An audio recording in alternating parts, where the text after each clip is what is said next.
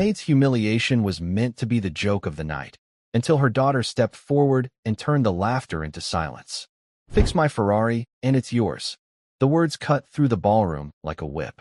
Preston Thorne's voice was smooth, mocking, dripping with wealth. Guests in tuxedos and glittering gowns erupted in laughter, their eyes fixed on the woman in the gray uniform, Elena, the maid. She froze, clutching her tray, shame burning across her face. Then, from the shadows, a clear, steady voice answered, "My mother accepts your offer." The laughter died instantly. A child stepped forward, a girl no older than 13. The crowd turned, their amusement twisting into disbelief. A maid's daughter, standing against a billionaire in his own kingdom. What began as a cruel joke in a billionaire's ballroom ended as a night no one would ever forget. This is the story of how a forgotten promise, spoken in cruelty, became the spark of an unforgettable reckoning. Just before we dive in, let us know in the comments where you're watching from today. We love seeing how far these stories reach. And make sure you're subscribed so you don't miss tomorrow's special video. Now let's jump back in. Enjoy the story. A promise made in mockery is a debt waiting to be paid in humiliation. This was a night built to celebrate a man who had everything, but it would end by honoring a girl who had nothing left to lose but her mother's pride. The Thorne Estate wasn't just a house. It was a kingdom carved into the moonlit hills of California. The grand ballroom was a cathedral of wealth. Its glass walls overlooked a city that twinkled below like a carpet of fallen stars. Inside, champagne flowed like water, and the air, thick with expensive perfume and quiet ambition, vibrated with music that had no soul. Men in sharp tuxedos and women draped in jewels moved through the light, their laughter as polished and empty as the marble floors they walked on. They were all satellites, orbiting the blazing sun at the center of their universe, Preston Thorne. And tonight, Preston had a new moon for them to admire. It stood on a raised platform in the center of the ballroom, a god made of metal and fire. A Ferrari, so deeply red it seemed to bleed into the light. The car was a masterpiece of Italian engineering, a sculpture of speed and power.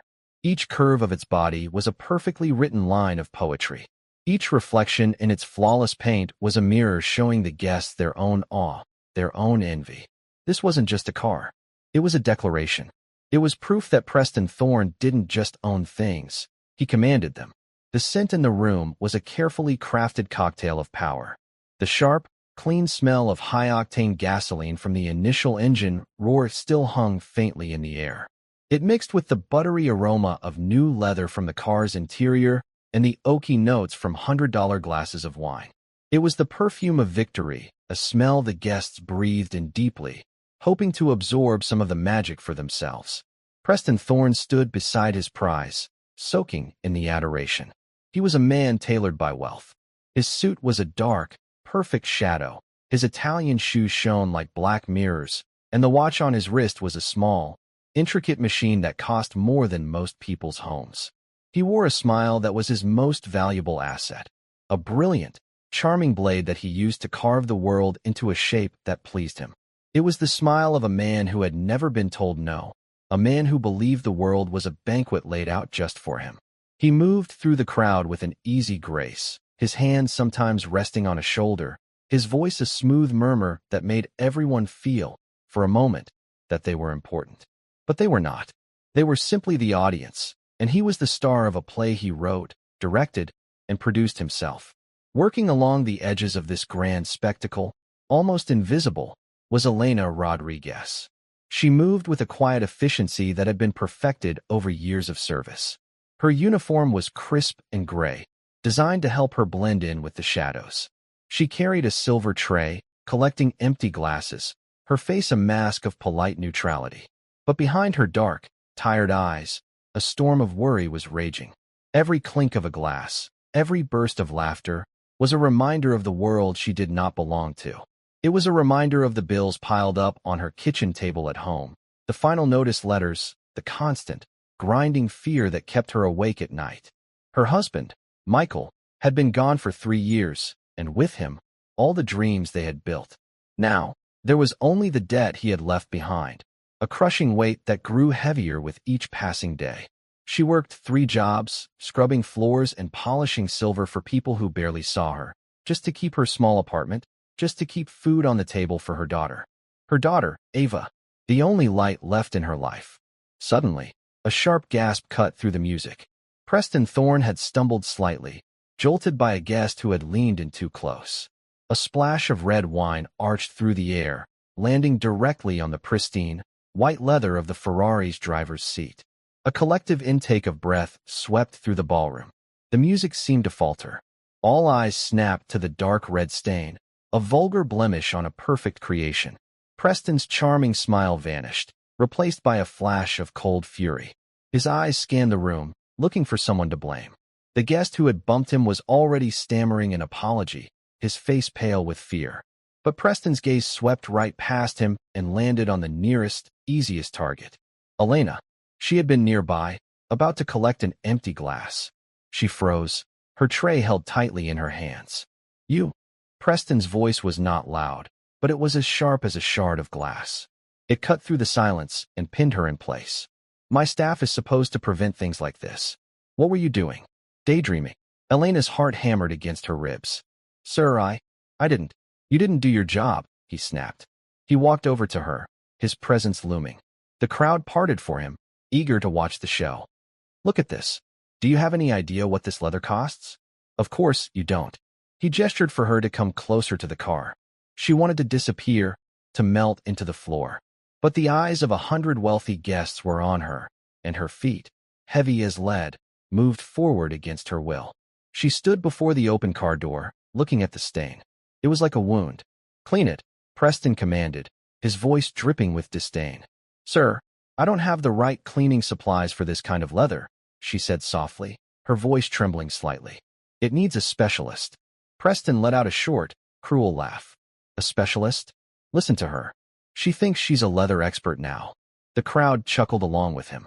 The sound was a wave of shame that washed over Elena. She felt her face burn. She stared at the floor, wishing it would swallow her whole. This was the worst part of her job, not the hard work, but the humiliation. The constant reminder that in their eyes, she was less than nothing.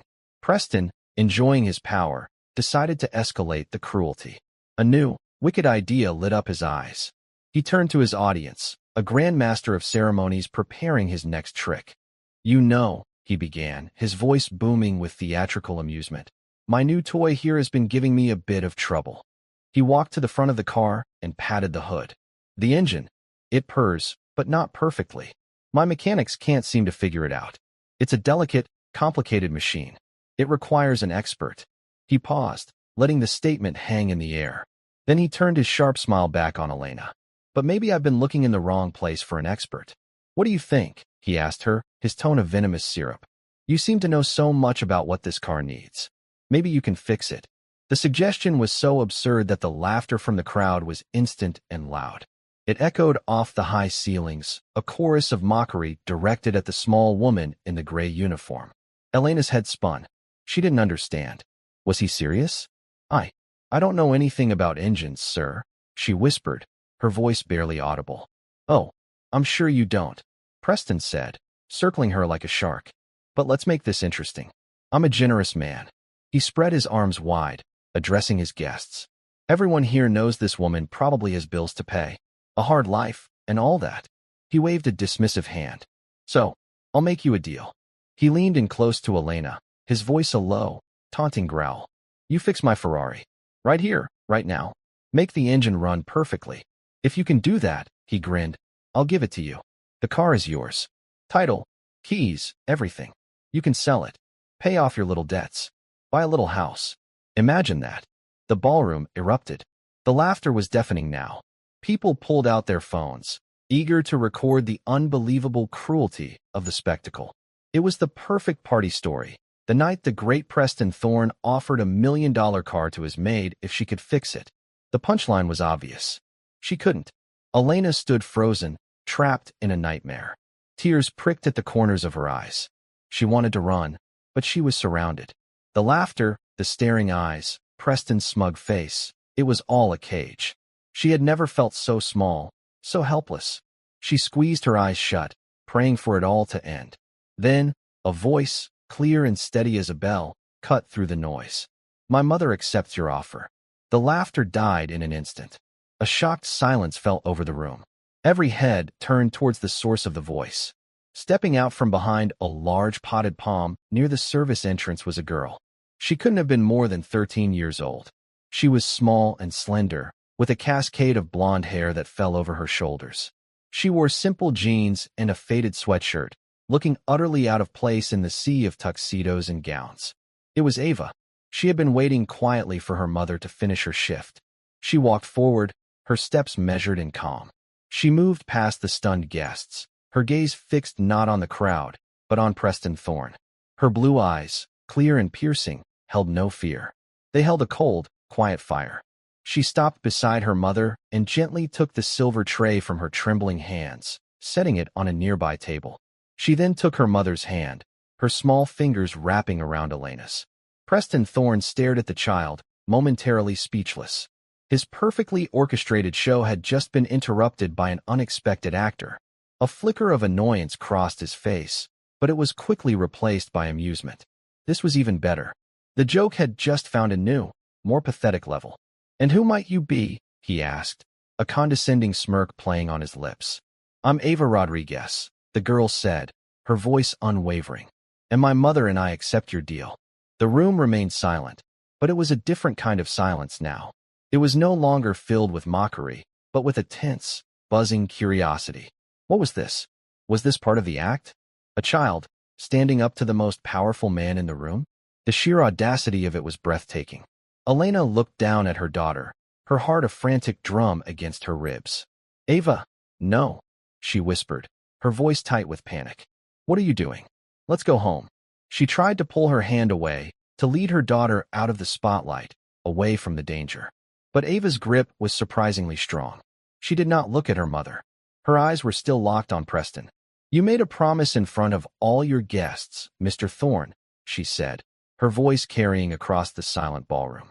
"You offered my mother your car if she could fix it. We accept." For the first time that night, Preston Thorne seemed unsure of how to respond. He had been playing a game with a pawn, and suddenly, a new piece had appeared on the board, one he didn't recognize. He looked from the terrified mother to the defiant child. The crowd was watching him, waiting. He couldn't back down now. It would make him look weak. A slow, reptilian smile spread across his face. This would be even more humiliating for them. The little girl's foolish bravery would make their failure all the more spectacular. "All right," he said, his voice booming once again. "All right. The girl has spirit. I like that." He turned to the crowd. "Did you all hear that? The maid and her daughter accept my challenge." A few scattered, nervous laughs rippled through the guests. This was no longer just a mean-spirited joke. It felt different now, sharper, more personal. Preston unclipped the gleaming Ferrari key from his belt loop. It was a piece of art in itself, red and silver, bearing the famous prancing horse emblem.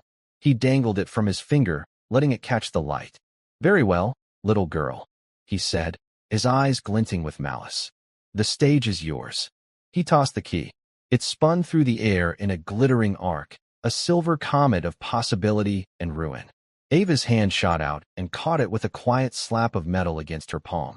She closed her small fist around the key, the cold metal a stark contrast to the warmth of her skin.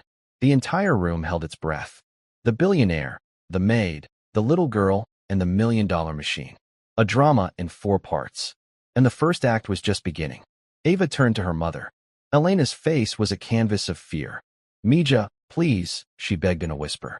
"This is a mistake. We can't do this. He's making fun of us." "I know," Ava whispered back, her voice soft but firm. She squeezed her mother's hand. "But he made a promise." And everyone heard him. For the briefest of moments, Ava looked away from her mother and towards the red car. A strange, unreadable emotion flickered in her eyes. Not excitement, not fear, but something deeper. Something that looked almost like grief. Then she looked back at her mother, her expression cleared of everything but resolve. "Don't worry, Mama. I'm not going to let him hurt you." She let go of her mother's hand and walked towards the Ferrari. The crowd parted for her, as if she were royalty. Her small frame seemed impossibly fragile next to the powerful, aggressive lines of the car. Her faded sweatshirt and worn sneakers were a stark statement of poverty against the backdrop of unimaginable luxury. Preston Thorne crossed his arms, the picture of smug confidence. His friends were smirking, already anticipating the punchline. They imagined the girl fumbling with the key, not knowing where to put it, or getting into the car and being unable to see over the steering wheel. They were ready for a comedy. But Ava did not move towards the driver's side door. Instead, she began to walk a slow, deliberate circle around the car. Her steps were silent on the polished marble. Her eyes weren't looking at the shiny paint or the expensive rims. They were narrowed in intense concentration, scanning the machine with a seriousness that was profoundly unsettling. She was not admiring it. She was assessing it. She stopped at the rear of the car, near the exhaust pipes. She knelt, her blonde hair brushing against the floor, and tilted her head. She was listening, but the car was silent. What could she possibly be listening for? A man in the front of the crowd whispered to his wife, "What is she doing? Is she praying to it?" His wife giggled nervously. Preston's smile widened. The absurdity was even better than he had hoped. "Having trouble finding the door, little one?" he called out, his voice laced with mocking laughter. Ava ignored him. She completed her circle and stopped at the front of the car, her small hand hovering just over the hood, inches from the Ferrari emblem. She didn't touch it. She just held her hand there, as if feeling for a temperature that wasn't there, for a vibration that didn't exist. Her eyes were closed. The room was so quiet you could hear the soft fizz of champagne bubbles dying in a forgotten glass. The guests exchanged confused glances. This was not the bumbling failure they had expected. This was something else. Something strange. The child's calm was unnerving. It felt ancient, out of place in her young body. It was the calm of a surgeon before a difficult operation, of a watchmaker studying a complex gear. Elena watched her daughter, her heart torn between terror and a flicker of something she couldn't name. She had never seen Ava like this. At home, she was a quiet, bookish child. She did her homework, helped with chores, and spent hours in the garage with the dusty old toolbox her father had left behind, tinkering with the lawnmower engine or taking apart old radios. Elena had always thought it was just a hobby, a way for Ava to feel close to the father she missed so dearly. She never imagined it was anything more. After a long, silent moment, Ava opened her eyes. She turned and walked to the driver's side door. With a smooth, practiced motion, she pressed the hidden button on the handle. The door swung upwards like the wing of a great, red bird. The elegance of the movement, performed by such a small child, sent another ripple of surprise through the crowd. She slid into the driver's seat. The white leather engulfed her. Her feet, in their worn sneakers, barely reached the pedals. She looked like a child playing in her father's oversized chair. The contrast was so stark, so pitiful, that a few guests began to snicker again. The tension was broken. It was, after all, just a silly little girl. Ava didn't seem to notice them. She placed her hands on the leather-wrapped steering wheel. Her touch was light, reverent. Her fingers traced the stitching. She looked at the dashboard, with its array of complex dials and glowing screens. Her eyes weren't wide with wonder. They were narrowed, reading the instruments with a familiarity that made no sense. She took a deep breath, held it, and then let it out slowly. It was a cleansing breath, the kind one takes before doing something impossibly difficult. She inserted the key. She did not turn it. Instead, she pushed a small, unmarked button on the center console. A low electronic hum filled the car as the diagnostic systems came to life. Numbers and symbols flickered across the screen in front of her. Her eyes darted back and forth, absorbing the information at a speed that seemed inhuman. Preston, growing impatient, called out, "Are you going to do something, or just sit there? The suspense is killing me." Ava's eyes flickered up, meeting his in the rearview mirror. For a single, chilling second, her expression was not that of a child. It was the hard, knowing look of an adversary. Then, she turned the key. The engine sputtered. It coughed, a sick, metallic sound. It whined and then died. A wave of relief and laughter washed through the ballroom. The joke had landed. The comedy had reached its climax. Preston Thorne threw his head back and laughed, a loud, braying sound of triumph. "Oh, that was priceless," he roared, wiping a tear from his eye. "You killed it.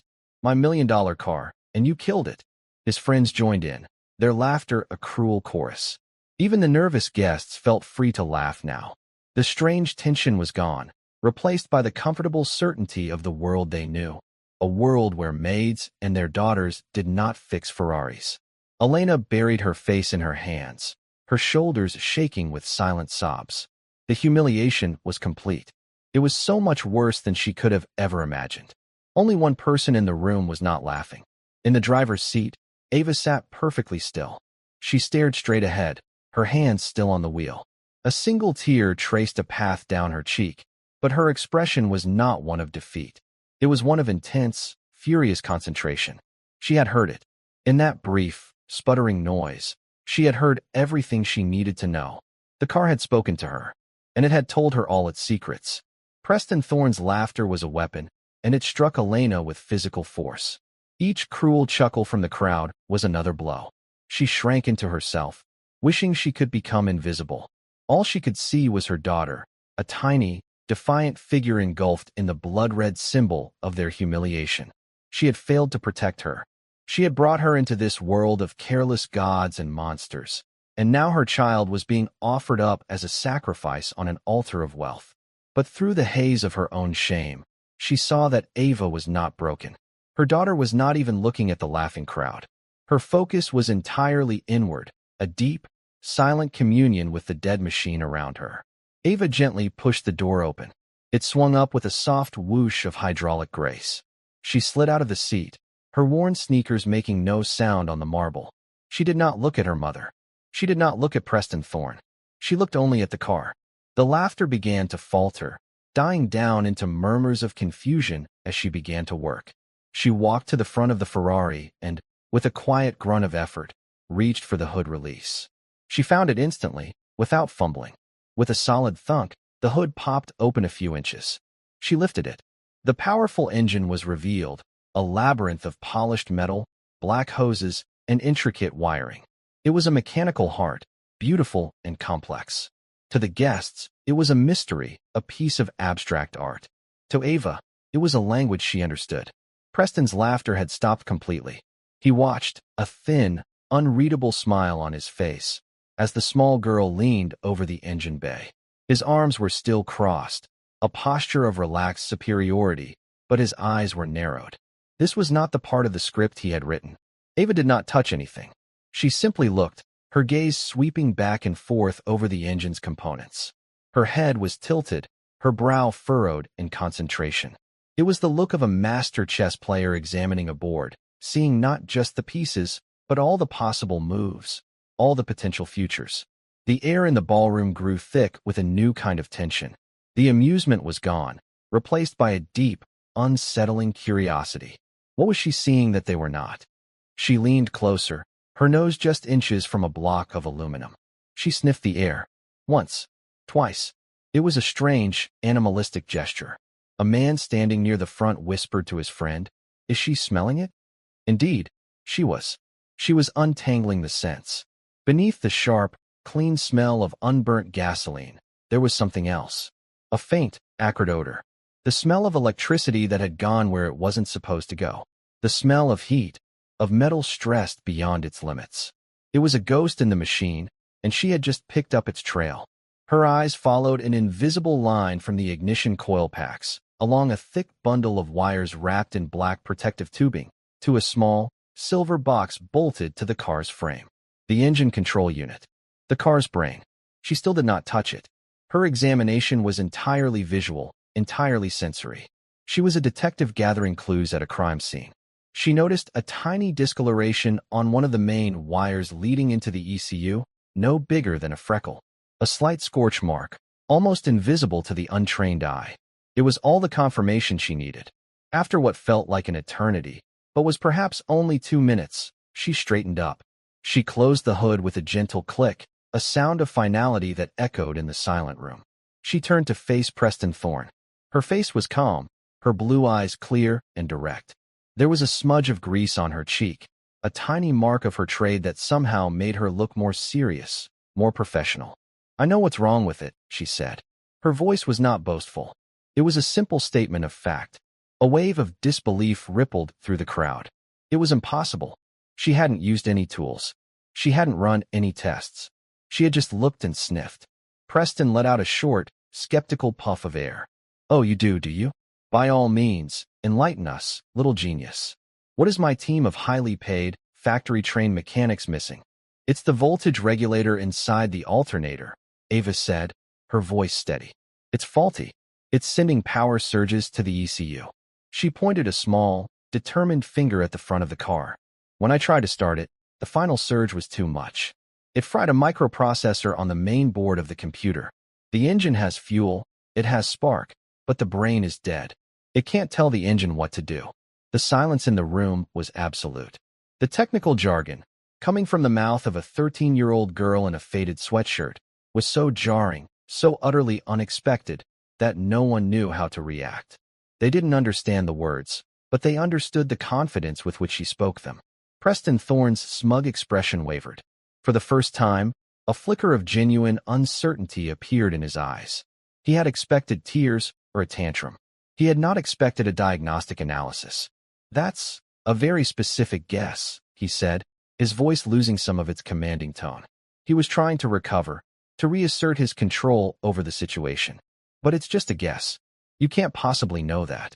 It's not a guess, Ava replied, her gaze unwavering. The starter motor turned over at the correct speed, so the battery is fine. The fuel pump primed. I heard it. But the sound of the engine dying wasn't a mechanical failure. It was an electrical cutoff. A sudden death. Like turning off a light switch. She paused, letting her words sink in.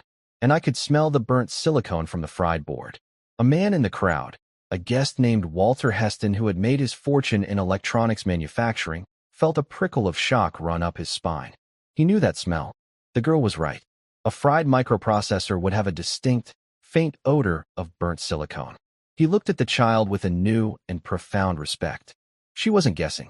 Preston, however, was not a man who admitted defeat. He was cornered, and like any cornered animal, he lashed out. Nonsense, he boomed, his voice artificially loud. You read that on the internet. A lucky guess. You haven't fixed anything. The car still doesn't work. Your little magic show is over. He waved his hand dismissively. The deal was you had to fix it. You failed. He turned to his security chief, a large man in a dark suit who had been watching from the edge of the room. Frank, please escort the woman and her child out. Elena's heart stopped. It was over. The brief, insane flicker of hope was extinguished. They were being thrown out, disgraced. She reached for Ava's hand, ready to pull her away, to flee. But Ava did not move. I haven't failed yet, she said, her voice rising, clear and strong. I told you what's wrong with it. Now I will fix it. Preston stopped. He turned back to her, his face a mask of incredulous fury. Fix it? Are you insane? You think you're going to perform open-heart surgery on a Ferrari engine right here in my ballroom? With what? A hairpin and a stick of gum? I don't need a workshop, Ava said calmly. I just need a few things. Oh, this I have to hear, Preston sneered. What do you need? A new engine? A team of elves? I need a soldering iron, Ava said. A spool of 22-gauge copper wire. And a steak knife from your kitchen. The request was so bizarre that it stunned the room into silence again. A soldering iron? Copper wire? A steak knife? What could she possibly plan to do with that? Walter Heston, the electronics mogul, suddenly understood. His eyes widened. It was a crude, almost impossible fix, but theoretically, it could work. She was planning to bypass the fried microprocessor. She was going to perform microsurgery with a kitchen utensil. The sheer audacity of the idea was staggering. Preston stared at her, his mind racing. He was trapped. If he refused her request, it would look like he was afraid she might actually succeed. His pride, his entire public persona, was built on never backing down. If he agreed, he risked further embarrassment. But the girl fixing the car with a steak knife? The odds were 1,000,000 to 1. The story would be even better when she failed. He made his decision. A cruel, confident smile returned to his face. All right, he said, his voice dripping with condescension. All right, you little mechanic. You want a soldering iron? You'll have it. You want a steak knife? I'll get you the sharpest one in the house. He snapped his fingers at a member of his household staff. You heard her. Get the girl what she needs. And bring my toolbox from the garage. The big one. Let's give our little prodigy all the tools she could possibly want. He turned back to Ava, his eyes gleaming. You have 1 hour. If this car is not purring like a kitten in 1 hour, you and your mother will walk out of here, and you will never work in this town again. Is that clear? Elena gasped. The threat was real. He could do it. He could ruin them completely. Ava, no, stop this, she pleaded, her voice cracking. It's not worth it. Ava looked at her mother, and for the first time, she smiled. It was a small, reassuring smile, but it held a universe of confidence. It's okay, Mama, she said softly. I know what I'm doing. Trust me. She then turned her attention back to the car. The crowd, now a silent, captivated audience, watched as a bewildered-looking butler scurried away towards the kitchen and a security guard headed for the garage. The great Preston Thorne had called her bluff, but he had made a fatal miscalculation. He thought he was playing a game of poker. He didn't realize Ava was playing chess, and she was already 5 moves ahead. The tools arrived. A heavy, red metal toolbox was rolled out onto the marble floor. It was opened to reveal a pristine collection of professional-grade instruments, each nestled in its foam cutout. The butler returned, holding a professional-grade soldering iron and a spool of wire on a silver platter, as if serving a fine wine.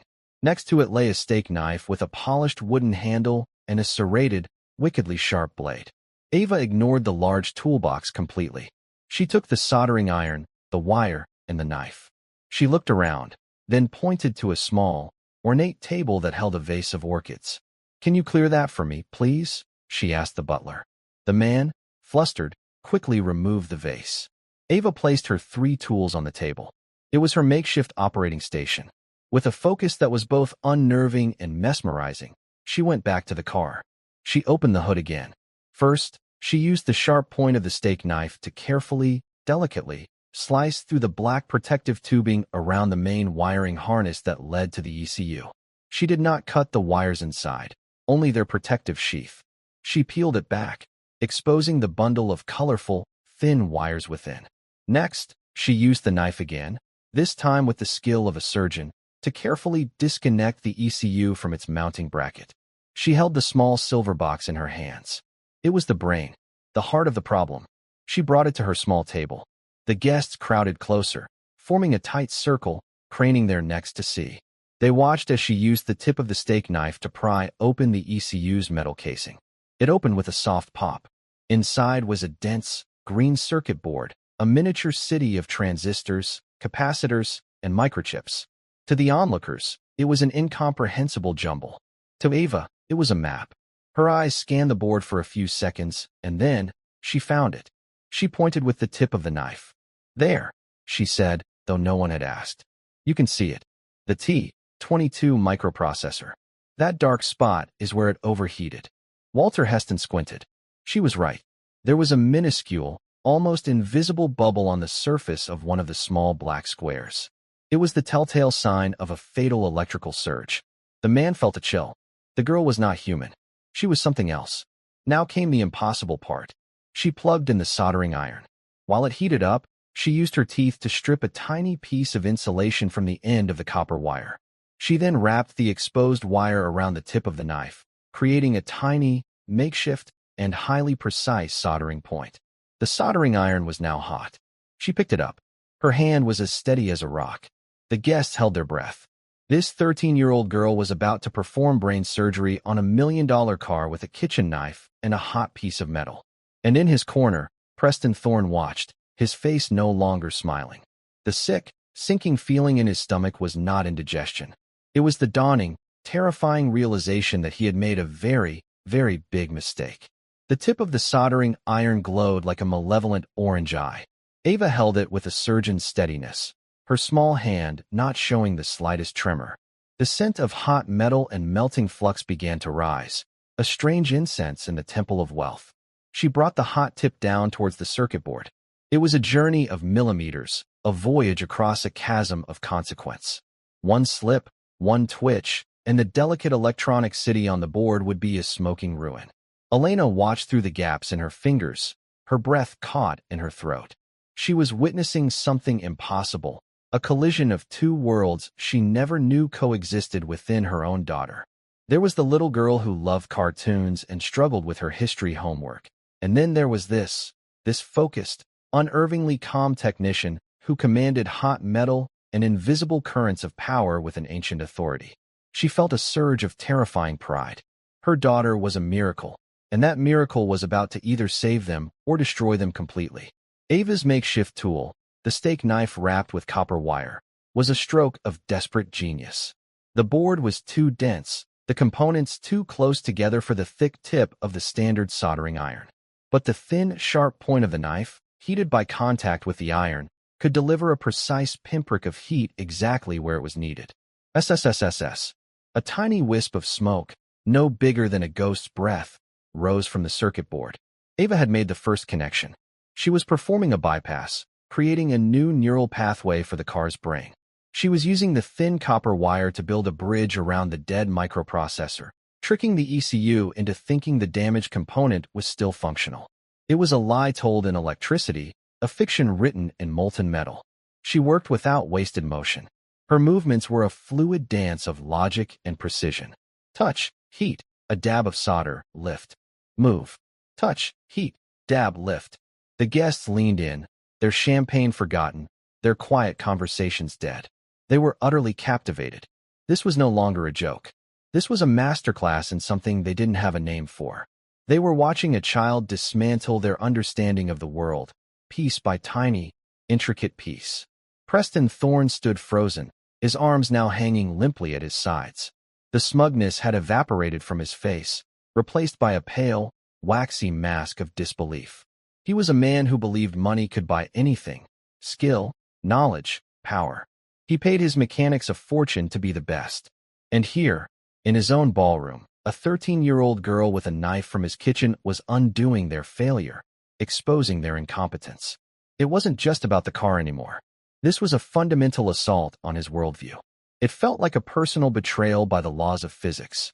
5 minutes passed. They felt like 5 hours. Ava's brow was beaded with sweat. The intense concentration was a physical weight. She was not just soldering wires. She was pouring her will, her focus, her entire being into this one desperate act. This was for her mother. This was for the sleepless nights, for the tired eyes, for the gray uniform, for every moment of humiliation she had ever endured. This was for the memory of a father who had smelled of grease and gasoline, a man who had taught her that any machine, no matter how broken, could be understood if you just listened to it closely enough. Finally, she was done. She set the soldering iron down. The last bridge was built. The new pathway was complete. She looked at her work, a tiny, glittering web of copper and silver on the green board. It was ugly. It was crude. It was a scar. But she knew it would work. Without a word, she picked up the metal casing and snapped the ECU back together. She walked back to the car, the silver box held carefully in her hands. The crowd parted for her again, a silent, respectful sea.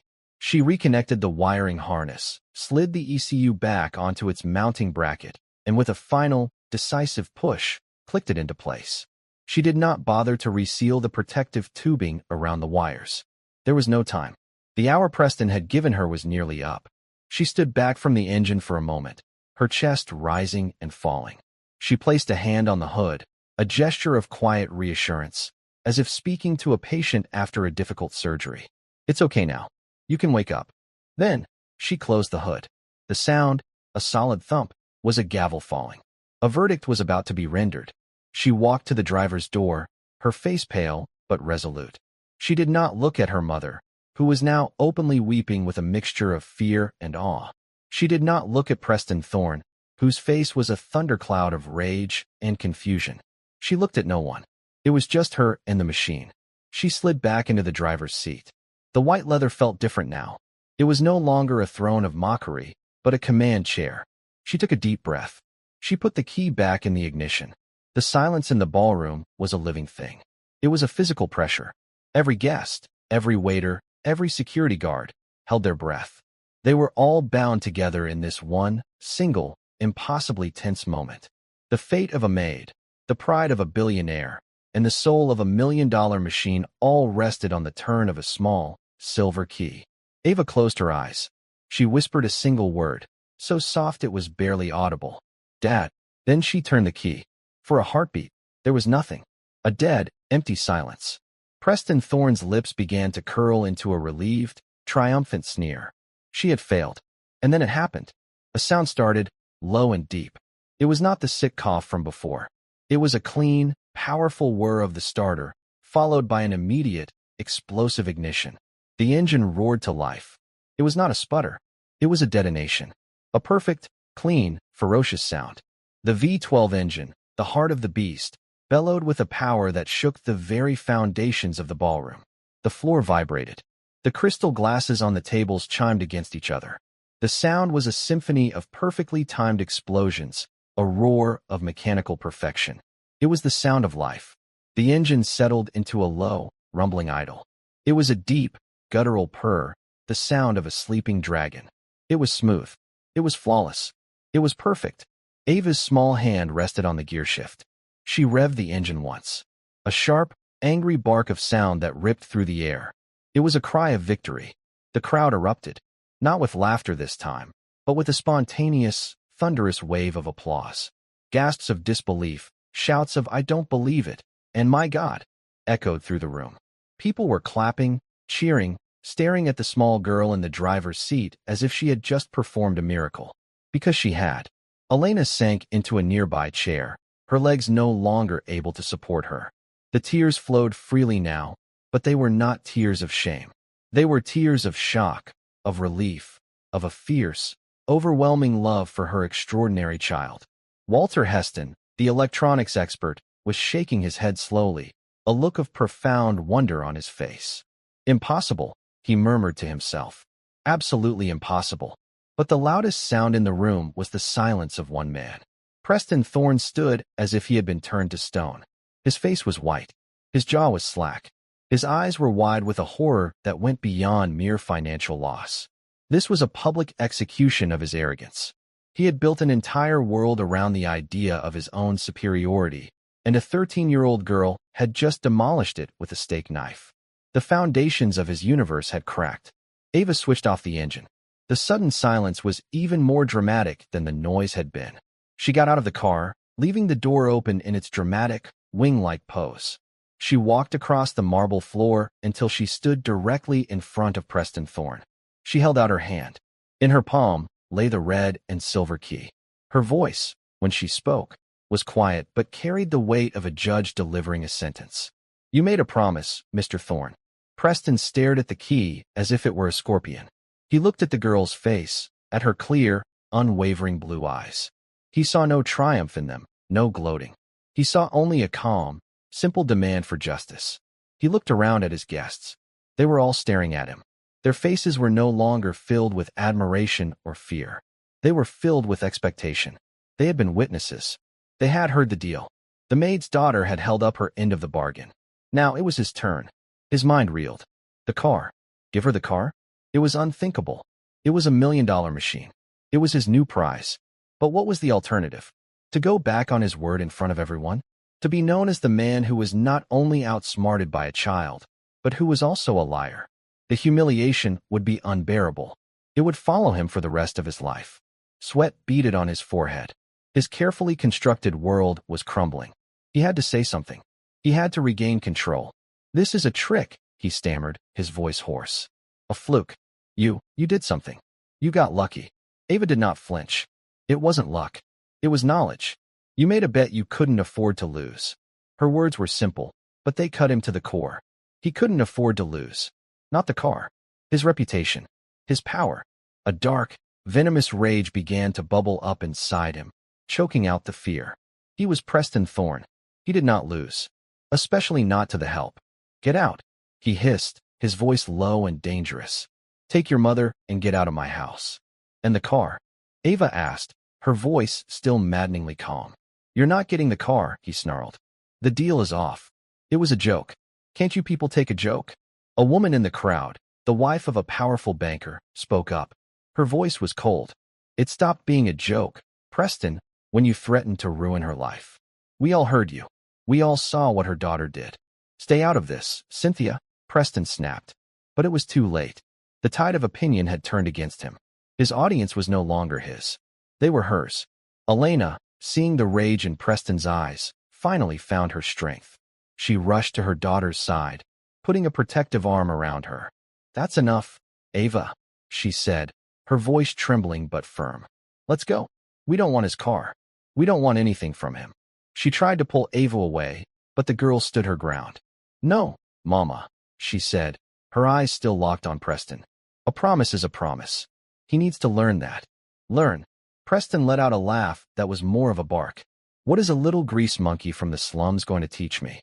And that was his final mistake. Because Ava was about to reveal the last piece on the chessboard.